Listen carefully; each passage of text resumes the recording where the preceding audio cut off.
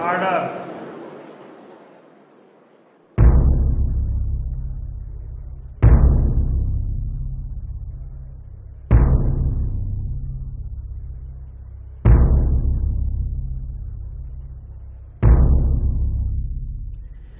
ये अपने आप में एक बहुत ही उलझा एवं अमानवीय तरीके का मामला है, लिहाजा अदालत इस मुकदमे को मानवाधिकार आयोग को सौंपती है।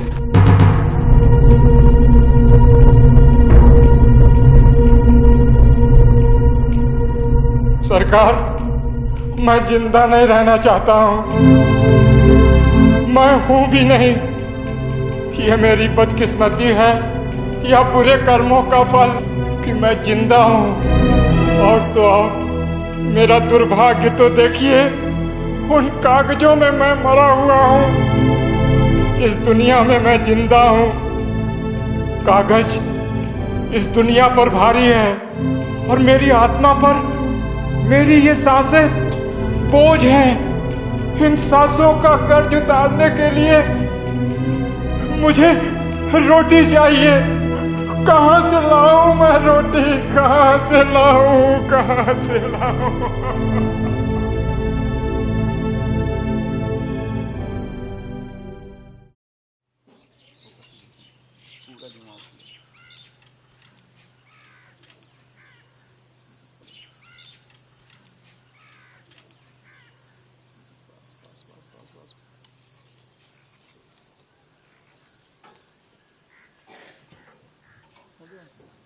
बोलिए।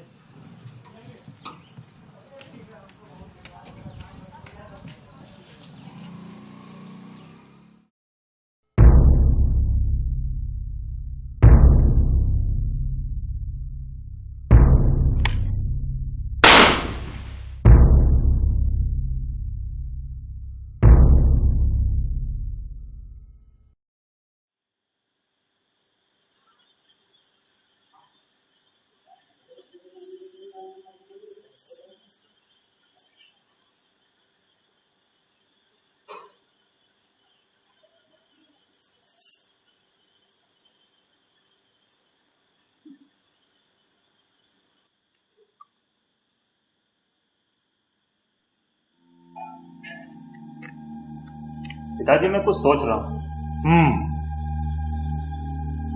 आपको पता है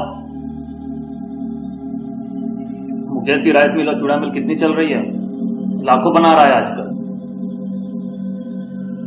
मैं भी सोच रहा हूँ कि मैं कुछ ऐसा करूं। वो क्या ये खेती करते करते मैं जरा दाल लाओ।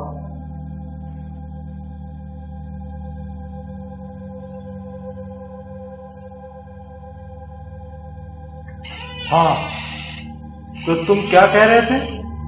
मैं कह रहा था कि खेती करने में कुछ रखा नहीं है, क्यों ना कोई बिजनेस शुरू किया जाए। मुनाफा ही मुनाफा है और मेहनत भी कम है। भैया ठीक कहते हैं, मैं भी कुछ नया करने की सोच रहा हूँ। कल सुभाष मिला था, शेयर मार्केट में पैसा लगाने की बात कर रहा था। उसने कुछ महीनों से लगा रखा है, बता रहा था इतने ही दिनों में उसने लाखों रुपए बना लिए। मैं शेयर वेयर में पैसा लगाने की सलाह नहीं दूंगा, पैसे डूब जाते हैं। राइस मिल वगैरह की बात अलग है, मूल पड़ा तो रहता है। दूसरी बात की इसमें घाटा होने का कोई सवाल ही पैदा नहीं होता। ये कोई बात नहीं हुई है, आप जो कह रहे हैं वो ठीक है, मैं जो कहूँ वो गलत है। हल्ला मत करो। हवा में महल बनाने की बात तो अच्छी है, पर महल बनाने के लिए ईटा और गारा कहाँ से लाओगे? क्या मतलब? नया काम शुरू करने के लिए पैसे कहाँ से आएंगे? और भाई अच्छी खासी खेती है, कृषि से पैसे आ जाते हैं, जिंदगी आराम से कट रही है। और क्या चाहिए तुम लोगों को? पिताजी, जिंदगी आराम से नहीं ऐसो आराम से काटनी है, और उसके लिए पैसा चाहिए जो आपकी धरती मैया नहीं दे पाती है। तुम्हारा दिमाग खराब हो गया?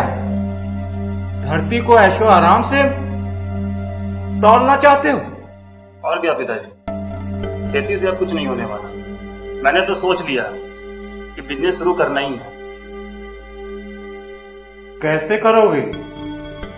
डुबोने के लिए मेरे पास पैसे नहीं हैं।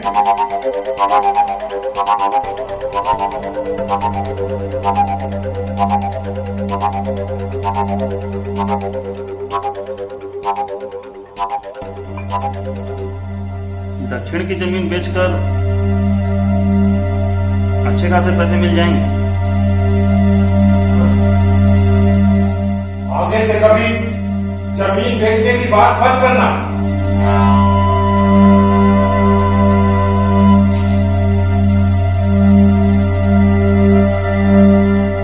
उससे बुरा कोई नहीं होगा।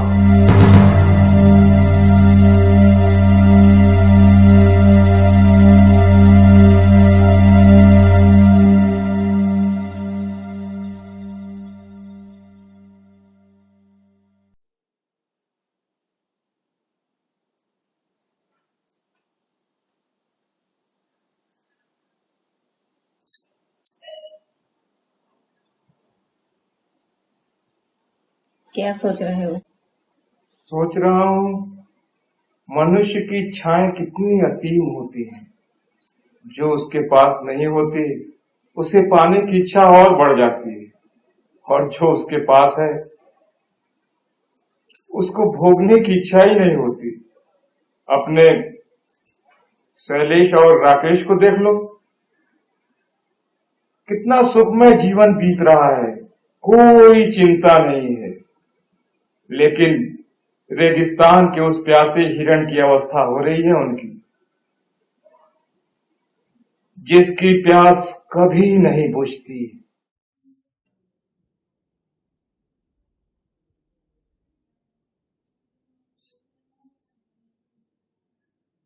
पता नहीं क्या हो गया है आजकल के लड़कों को। धीरज और संतोष तो न जाने कहाँ खो बैठे हैं। धीरज और संतोष के साथ साथ न जाने इंसान की बुद्धि भी कहाँ खो गई। आदमी आग में कूदता है जब उसके पास कोई रास्ता न हो। यहाँ तो मंजिल है, फिर भी अंधी दौड़ की इच्छा, अधिक से अधिक सुख की लालसा, न जाने इंसान को कहाँ ले जाकर पटकेगी। इनकी समझ में क्यों नहीं आता कि सुख एक निरपेक्ष अवस्था है, सापेक्ष नहीं। क्या सोचा? किस विषय में? शैलेश और राकेश के प्रस्ताव के विषय में। अपने आंखों के सामने तो मैं इन्हें बर्बाद नहीं होने दूंगा। क्या मतलब?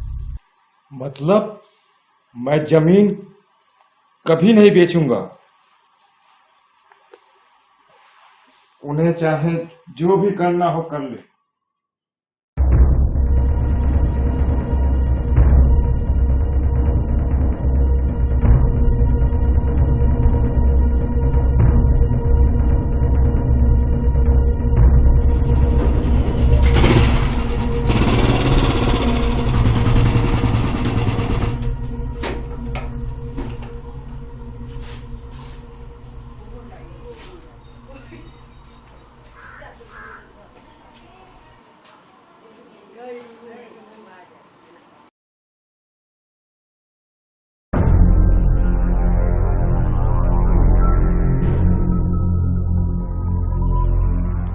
तब कोई समस्या तो नहीं आएगी सभासद जी?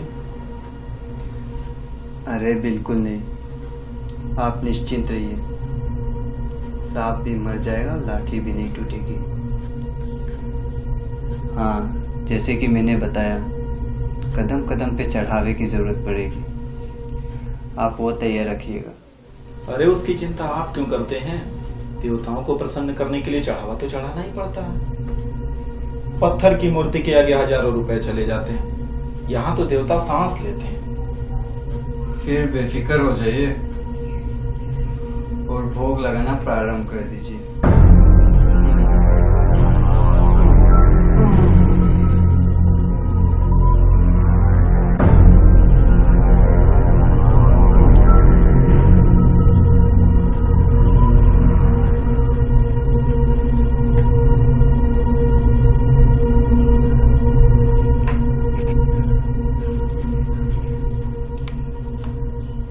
बस खेल शुरू हो गया और आप लोगों के जीत के साथ खत्म भी जल्दी हो जाएगा। दादाजी ये देखिए ना, ये जो है सर ने कल क्लास में पढ़ाए थे और कहा था इसका अर्थ लिख कर लाना। बाकी सब तो ठीक है लेकिन इसका अर्थ मुझे समझ में नहीं आ रहा है, आप बता दीजिए ना। ये मेरी नाती लक्ष्मी है, पढ़ने में बहुत तेज है, जरूर जज या सिविल अफसर बनेगी। साईं इतना दीजिए जामे कुटुंब समाए, मैं भी भूखा ना रहूं साधु न भूखा जाए, यही है ना बेटा। संत कबीरदास जी कहते हैं कि हे परमात्मा, हे ईश्वर, हमें इतना दीजिए कि जिससे हमारा और हमारे परिवार का निर्वाह हो जाए। मैं भी भूखा ना रहूं साधु न भूखा जाए, मेरे दरवाजे पे अतिथि भी आए तो उसका भी सत्कार हो जाए, इसके अलावा कुछ नहीं चाहिए। समझ में आ गया? बिल्कुल। जाओ। हाँ तो हम कहाँ थे? जी, लेन देन की बात हो रही थी। हाँ तो अब तहसीलदार साहब से मिलना बाकी है, बाकी का काम वो संभाल लेंगे।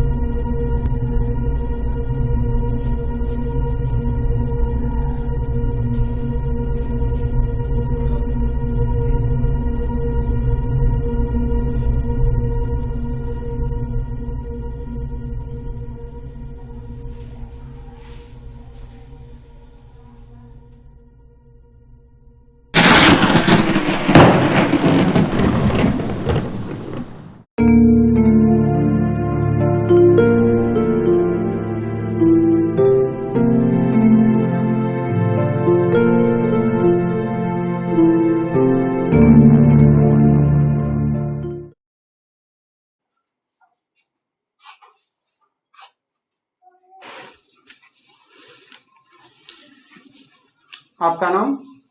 जी शैलेश चौधरी। पिता का नाम? श्री राम प्रकाश। पिता का नाम? श्री स्वर्गीय राम प्रकाश चौधरी।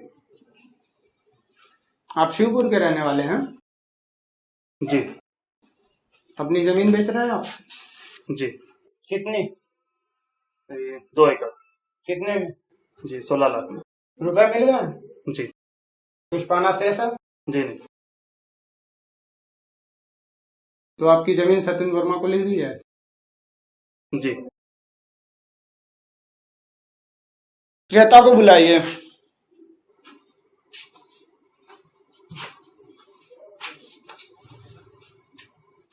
आपका नाम? सत्येंद्र वर्मा। पिता का नाम? रामप्रीत वर्मा। कितनी जमीन ले रहे हैं? 2 एकड़। कितने में? 16 लाख। पटेल जी, इनकी रसीद काट दीजिए। मुंशी जी, आगे रसीद कटवाइए।